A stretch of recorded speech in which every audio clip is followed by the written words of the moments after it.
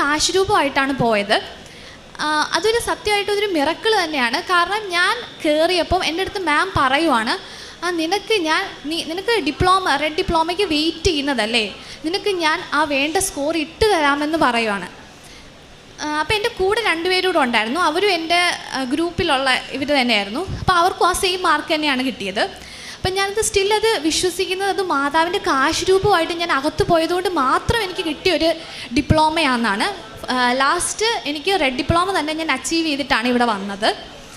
അതേപോലെ തന്നെ ഇവിടെ പുറത്ത് പഠിക്കുന്ന MBBS സ്റ്റുഡൻസിന് ഇവിടെ ഒരു ലൈസൻസിങ് എക്സാം ഉണ്ട്, FMG എന്നാണ് പേര്. അപ്പോൾ അത് ഞാൻ എഴുതുന്നതിന് മുമ്പ് ഇവിടെ വന്നതിൻ്റെ ഉടമ്പടി ഒന്ന് പുതുക്കി ഡിസംബർ 10-ാം തീയതിയാണ് ഞാനിവിടെ വന്നത്. ഞാൻ അച്ഛനെ കണ്ട് അച്ഛൻ്റെ ബ്ലെസ്സിങ്സ് ഒക്കെ മേടിച്ചിട്ടാണ് ഞാൻ പോയത്. അച്ഛൻ എനിക്കൊരു കാശ് രൂപമായിട്ട് തന്നായിരുന്നു.